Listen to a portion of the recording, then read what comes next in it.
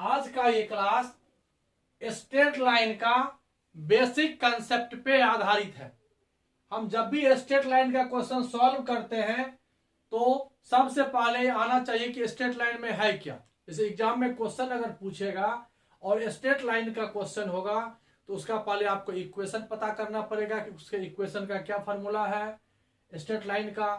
उसके बाद हो जाएगा आपको उसके angle between two lines, perpendicular distance या shortest distance between two straight lines वगैरह वगैरह बहुत सारे फार्मूले हैं। उसी सभी फार्मूला का जो बेसिक कंसेप्ट है क्या फार्मूला है, कोई भी क्वेश्चन कैसे पूछे आप इसको कैसे सॉल्व करेंगे, ये आज हम आपको बताएंगे। सबसे पहले देखिए यहाँ पर ये एक स्ट्रेट लाइन है, ठीक है। ये स्ट्रेट लाइन है, स्ट्रेट लाइन है तो ये किसी न किसी पॉइंट से पास करेगा। जैसे पॉइंट मान लो फर्स्ट पॉइंट है तो x1 y1 z1 लेते हैं और इसका डायरेक्शन रेशियो जो होना चाहिए कुछ होना चाहिए तो a1 b1 c1 ये थ्री या एक ही डायरेक्शन रेशियो है तो ए बी और सी मान लीजिए ये डायरेक्शन रेशियो हो गया, ठीक है। ए बी सी ये हो गया डायरेक्शन रेशियो। अब डायरेक्शन रेशियो ये है हाँ इस पॉइंट से पास करता है, इसका इक्वेशन हो जाएगा नॉर्मली समझिए x minus x1 by A is equal to y minus y1 by B is equal to z minus z1 by C. ये इक्वेशन हुआ स्ट्रेट लाइन का, ठीक है। Pass equation of straight line passes through the point x1 y1 and z1, right? x1 y1 z1 and have a direction ratio a b c। अब ये रहे, अगर ऐसा रहे कि ये लाइन दोनों पैरेलल है तो इसका डायरेक्शन रेशियो भी अगर दिया हुआ रहे तो यही दिया हुआ रहेगा। If two lines are parallel then both equation have same direction ratio और मल्टीपल और कांस्टेंट तो रेशियो में कट जाता है। इसी का अगर आप वेक्टर इक्वेशन देखेंगे, इसी का वेक्टर इक्वेशन आप लिखोगे ऐसे लिखाता है r is equal to r1 plus lambda m और यहां पर r1 जो आपका हो गया ये पॉइंट हुआ x1i plus y1j plus z1k plus constant multiple of ai plus bj plus c की। दो बातें समझ में आ गया। ये स्ट्रेट लाइन एक रहेगा जो पॉइंट और ये डायरेक्शन रेशियो दिया रहेगा। अब देखिए यहां पर यहां भी एक स्ट्रेट लाइन है तो passes through two fixed points x1 y1 z1 और यहां b x2 y2 z2। इसको हम कोऑर्डिनेट फॉर्म में वेक्टर फॉर्म में लिखते हैं a is a point whose position vector is r1, b is another point its position vector is r2। यहां पर डायरेक्शन रेशियो, इसका डायरेक्शन रेशियो क्या हो जाएगा r2 माइनस r1 ऐसे भी लिख सकते हो या इसी को आप लिखो ऐसे करके x2 minus x1 into I plus y2 minus y1 into J plus z2 minus z1 into K. Direction ratio की जब बात होगी तो ये नहीं होगा, इस तरह से कोमा देके हम लोग लिखेंगे, ठीक है। ये गलत हो गया था, ठीक है। ये डायरेक्शन रेशियो हो गया। इसका इक्वेशन आप यहां की मदद से लिख सकते हो r इज इक्वल टू कोई भी एक पॉइंट ले लो r1 प्लस लेमडा और m के पॉइंट पर आप ये लिख लो r2 माइनस r1, ठीक है। अब इसी का अगर कार्टेशियन फॉर्म आएगा, इस फॉर्म में अगर लिखना चाहते हो तो x माइनस x1 तो लिखो, डायरेक्शन रेशियो यहाँ a है और यहाँ क्या है x2 माइनस x1 तो लिखने का तरीका अच्छा रहेगा x minus x1 by x1 minus x2 is equal to y minus y1 by y1 minus y2 is equal to z minus z1 by z1 minus z2। ये आपको याद रखना पड़ेगा equation of straight line. Equation of straight line 2 point form ये हुआ और 1 point और direction ratio form ये हुआ। इसी का ये वेक्टर फॉर्म हुआ और इसी का ये वेक्टर फॉर्म हुआ ये और ये कार्टेशियन फॉर्म हो गया। इस प्रकार से यहाँ पर 4 इक्वेशन हुआ स्ट्रेट लाइन का, 2 वेक्टर 2 कार्टेशियन। ये वेक्टर और और एक कार्टेशियन सेम है, एक दूसरे को कन्वर्ट करना सीखना है। आप देख सकते हो यहाँ पर, अभी तो नहीं लिखे हैं, यहाँ देखिए ये जो पॉइंट होगा वो यहाँ होगा और ये जो पॉइंट होगा वो यहाँ लिखा था। ये हो गया वेक्टर फॉर्म और ये हो गया कार्टेशियन फॉर्म। इसकी चर्चा हम लोग क्वेश्चन आंसर में करेंगे। चलिए नेक्स्ट पॉइंट देखते हैं।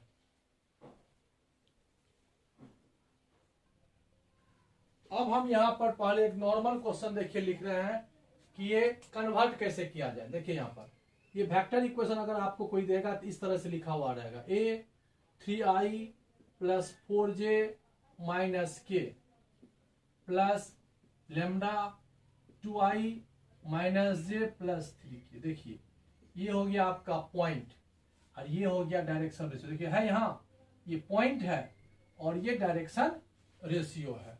तो पॉइंट आपका यहाँ हो गया, ये कोई लाइन है, समझिए ये किसी पॉइंट से पास कर रहा है। तो पॉइंट यहाँ पर है 3, 4, -1 और इसका डायरेक्शन रेशियो हो जाएगा 2, -1 और 3। अब इसका इट्स कार्टेशियन इक्वेशन इसका हो जाएगा x माइनस x1। देखिए लिखा हुआ है x1 यहाँ 3 है बाय a 2 हो गया, y minus y1 by -1 is equal to z minus -1 है तो माइनस माइनस +1 हो जाएगा बाय 3।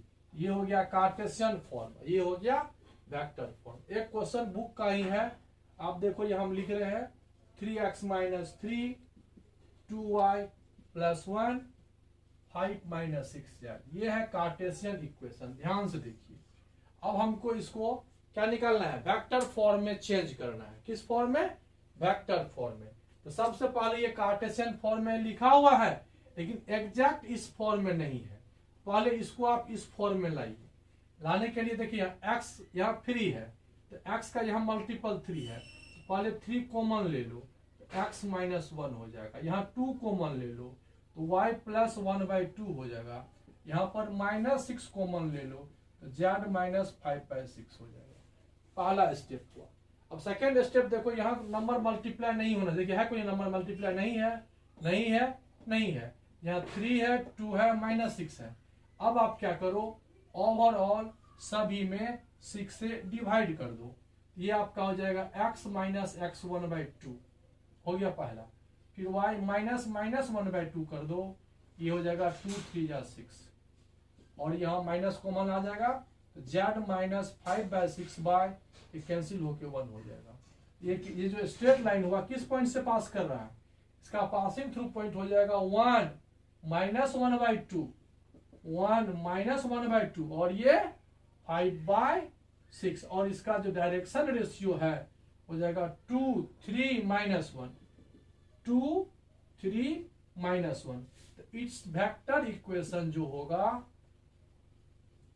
हो जाएगा r is equal to, it's vector equation हो जाएगा यहाँ पर r is equal to r1 passing through point. यहाँ देखिए क्या है ये 1 मतलब i -1/2j plus 5/6k bracket plus constant multiple 2 3 -1 2i plus 3j minus k। इस तरह से हमने आपको कन्वर्ट करना बताया कि वेक्टर इक्वेशन को कार्टेशियन में और कार्टेशियन को वेक्टर में कैसे चेंज करेंगे। चलिए आगे देखते हैं और क्या है। अब नेक्स्ट पॉइंट है एंगल बिटवीन टू लाइन्स। अब यहाँ देखिए यह एक फर्स्ट लाइन है और ये सेकेंड लाइन है, बीच का एक्यूट एंगल हम लोग थीटा मान लेते हैं। तो फर्स्ट लाइन अगर इसको मेजर करते हैं, ध्यान दीजिएगा, फर्स्ट लाइन वेक्टर से शुरू करते हैं r is equal to r1 plus lambda m। First line हो गया, ये passing through the point r1 हो गया, इसका डायरेक्शन रेशियो m हो गया। अब ये सेकेंड लाइन है, ये हो गया r is equal to r2, second point से पास करता है और इसका डायरेक्शन रेशियो भी चेंज होगा।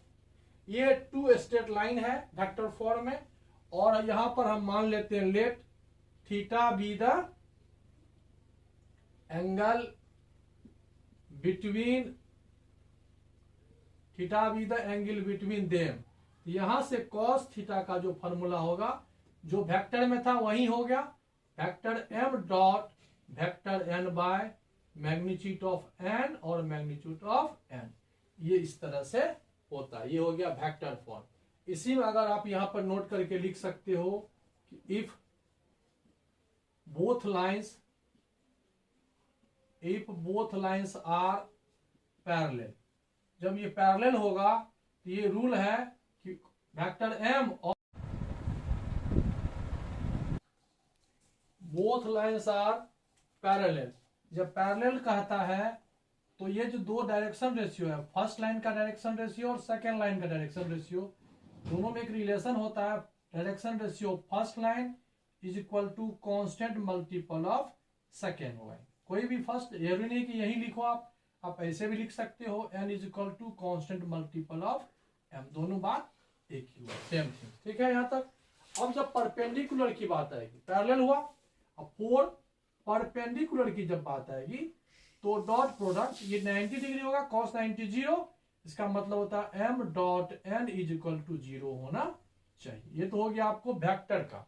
अब कार्टेशियन इक्वेशन की बात करते हैं, तो कार्टेशियन इक्वेशन ये हो गया वेक्टर इक्वेशन। इसी का कार्टेशियन इक्वेशन हो जाएगा x minus x1 by a1 is equal to y minus y1 by b1 और z minus z1 by c1। ये हो गया first line, right. Second line में पॉइंट सेकेंड हो जाएगा, x2 कर दो, डायरेक्शन रेशियो a2 कर दो, y minus y2 by b2 और z minus z2 bye c2। ये हो गया सेकेंड लाइन। फिर वही थीटा भी था, एंगल बिटवीन देम, तो cos theta is equal to यहां हो जाएगा a1 a2 plus b1 b2 plus c1 c2 divided by under square root a1 square plus b1 square plus c1 square, फिर आगे a2 square plus b2 square plus c2 square. Theta is the angle between them if both lines are parallel. If both lines are parallel, यह हो जाएगा a1 by a2 ratio is equal to b1 by b2 is also equal to c1 by c2। If both lines are perpendicular to each other, ये हो जाएगा a1 a2 plus b1 b2 plus c1 c2 is equal to 0। ये जो condition है ये यही है, और ये जो कांस्टेंट मल्टीपल है ये सेम थिंग है। ये हो गया कार्टेशियन और ये हो गया वेक्टर। इस प्रकार से आप angle between two lines find करना सीख गए। ठीक है, नेक्स्ट देखते हैं, नेक्स्ट पॉइंट क्या है। नेक्स्ट पॉइंट है कोलिनियरिटी। देखिए यहां पर समझिए कि यहां पर वन स्ट्रेट लाइन है, इस पर पॉइंट ए, पॉइंट बी और पॉइंट सी लाई करता है। पॉइंट ए लाई करता है वेक्टर फॉर्म में, ये r1 हो जाएगा पोजीशन वेक्टर, बी को r2 मानना पड़ेगा और सी को r3। ठीक है, अब ये तीनों पॉइंट कोलिनियर होगा, तो तीनों पॉइंट कोलिनियर होगा तो यहां पर क्या हो जाएगा, सेम डायरेक्शन रेशियो होगा।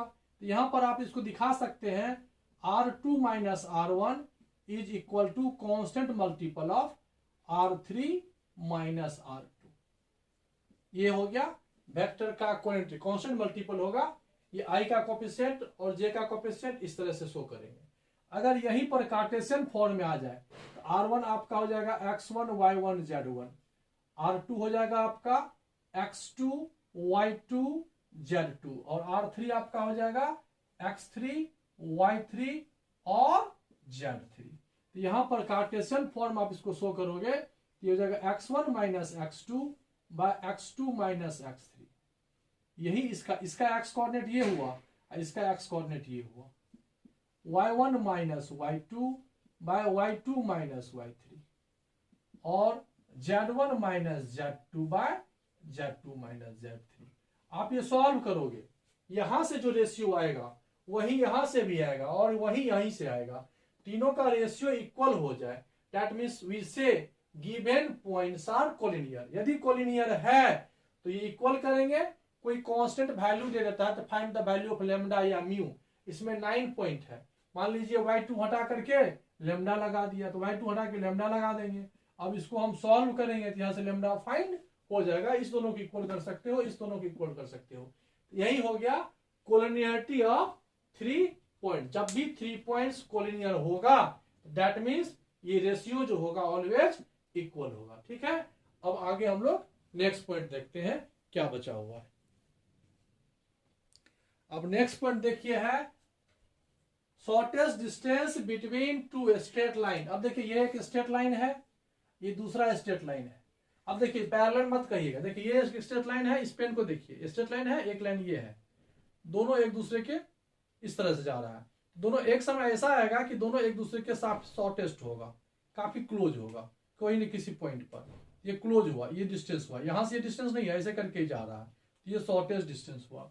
यहां पर दोनों के बीच का ये इसको इक्वेशन को आप मान लो r is equal to r1 plus lambda m, और पैरेलल नहीं है इसलिए यहां पर r2 plus lambda, direction ratio change हो गया। फॉर्मूला देखिए याद कीजिए, shortest distance is equal to, सबसे पहले आप r2 माइनस r1 फाइंड कर लेना। पहला स्टेप है कि आप ये फाइंड कर लो। सेकेंड स्टेप है कि आप m को n के साथ क्रॉस करके फाइंड करो, फिर दोनों के डॉट करो और डिवाइड करो m और n का मैग्नीट्यूड से। ये होता है शॉर्टेस्ट डिस्टेंस। यहां पर हम लिख देते हैं इफ शॉर्टेस्ट डिस्टेंस अगर 0 आ जाए दैट मीन्स इसका वैल्यू 0 आ जाए, r2 माइनस r1 का dot multiple m cross n का ये वैल्यू 0 आ जाएगा, दैट इज वी से बोथ लाइंस आर इंटरसेक्ट। जब दो लाइन, देखिए जब दो लाइन के बीच की दूरी क्या हो जाए 0, इसका मतलब है दोनों कहीं ना कहीं एक दूसरे से मिलता है, that mean shortest distance 0, right. अब इसी में अगर कार्टेशियन फॉर्म में शॉर्टेस्ट डिस्टेंस होगा तो कार्टेशियन फॉर्म का इक्वेशन आपको देखे हुए हो इस तरह से रहता है। तो कार्टेशियन फॉर्म में जब शॉर्टेस्ट डिस्टेंस होगा तो 1/√d लिखाता है, और यहां लिखाता है r2 माइनस r1 आपका ये हो गया, देखिए x2 minus x1, y2 minus y1 और z2 माइनस z1। यहां हो जाएगा a1 b1 c1 और a2 b2 c2। इक्वेशन आपको समझ में आ गया होगा। इक्वेशन कौन सा होगा, इक्वेशन 2 स्ट्रेट लाइन है तो फर्स्ट आपका यहां लिख देता हूं शॉर्ट फॉर्म में, x minus x1 by a1, y minus y1 by b1 और z minus z1 by c1। Second x minus x2 by a2, y minus y1, y minus y2 by b2 और z minus z2 bye c2। इस तरह से इसको solve करते हैं। और value of d क्या होगा, ध्यान दीजिएगा, वैल्यू ऑफ d इस तरह से फाइंड करना, 3 ब्रैकेट ले लेना, तीनों का होल स्क्वायर कर देना। ठीक है, फर्स्ट में ऐसे ले लो, इस दोनों को एक साथ, इस दोनों को एक साथ, a1 b2 b2 a1 एक ही बात हुआ, a2 b1 a भी हो गया, a c एक साथ ले लो, a1 c2 minus a2 c1, a भी हो गया, ac हो गया, तब bc ले लो, तो b1 c2 b2 c1 whole square है, d निकलेगा, इससे रूट कर दीजिएगा। ये आपका हो गया शॉर्टेस्ट डिस्टेंस बिटवीन 2 पॉइंट्स। तो ये बेसिक कंसेप्ट है दो स्ट्रेट लाइन के बीच में। हालांकि बहुत सारा क्वेश्चन होगा, परपेंडिकुलर का, पैरेलल का, बहुत सारा सिचुएशन आएगा, लेकिन फॉर्मूला यही है। इसके बाद आपको जो चैप्टर आएगा, जैसा क्वेश्चन आएगा, उस तरह से कंसेप्ट हम लोग करेंगे। एक बात और आप जान लीजिए, बोथ लाइंस पैरेलल होगा। यहाँ पर एक ही और हम ये छोड़ दिया, देख लीजिए, लिख देता हूं।